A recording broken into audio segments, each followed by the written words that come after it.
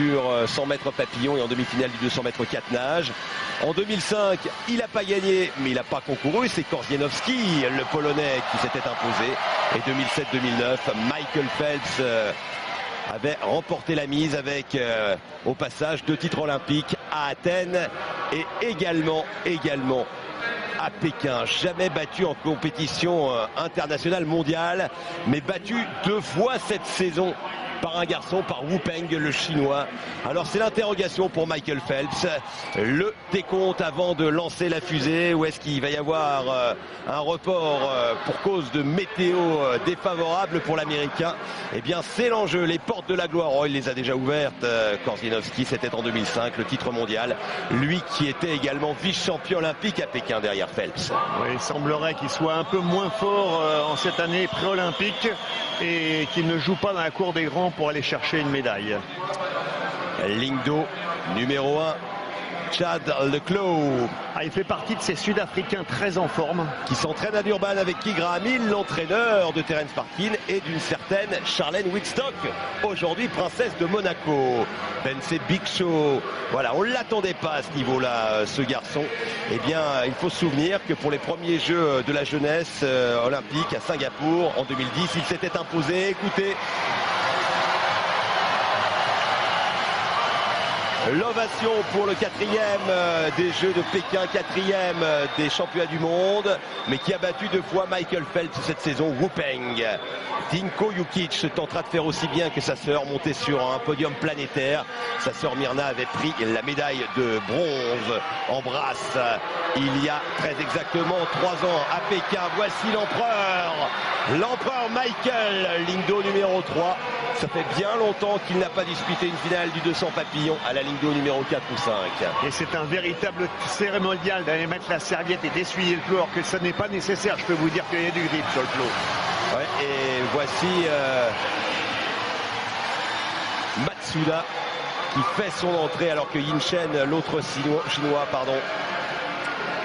arrive. Matsuda, meilleur performeur mondial, 3e des championnats du monde. Il y a là Michael Phelps, le champion du monde en titre. Il y a Korzeniowski, le vice-champion du monde. Matsuda, le 3e à Rome. Wu Peng, 4e. Dinko Jukic, 6e. On prend Casillermet même. Et on recommence. Encore que, Michel, ça va jouer en 1 minute 53-54.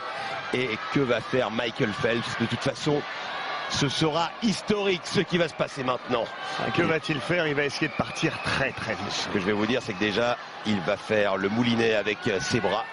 Le réalisateur va aller sur Michael Phelps qui va se taper dans le dos, qui va déployer ses 2,11 m d'envergure et qui va essayer de retranscrire ce qu'il fait depuis maintenant une décennie.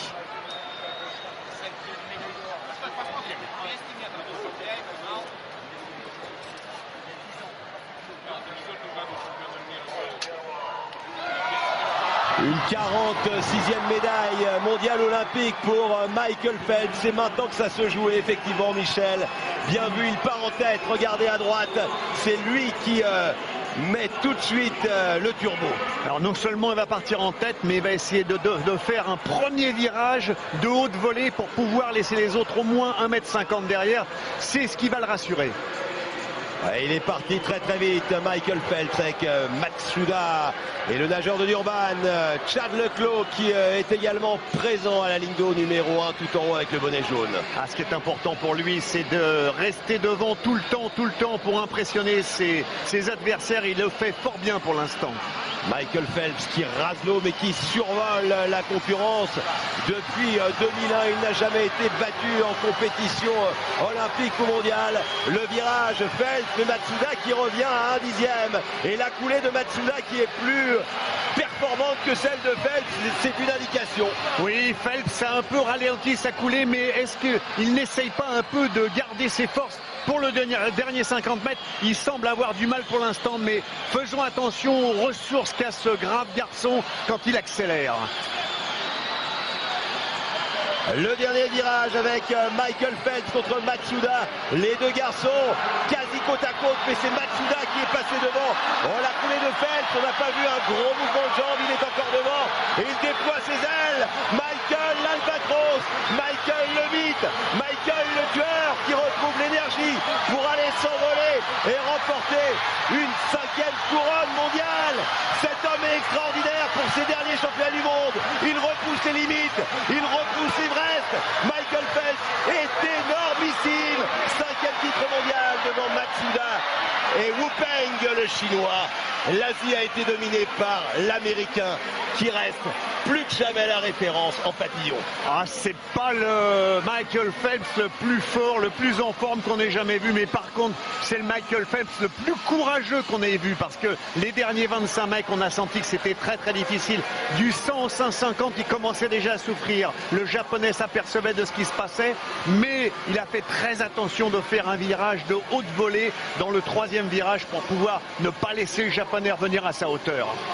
Michael Phelps qui plonge une nouvelle fois dans le bonheur de l'or ici à Shanghai. On a aperçu sa maman, sa sœur, sa fiancée, la fiancée de Michael Phelps qui dans le Shanghai Daily faisait la une. Regardez, c'est un orque, c'est un requin des bassins qui s'est imposé aujourd'hui. Oh Michel, la grosse sensation, et dire que dans quelques instants il y aura la finale du 200 mètres nage libre avec Kani Mufa et la finale du 800 mètres avec Sébastien Rouault.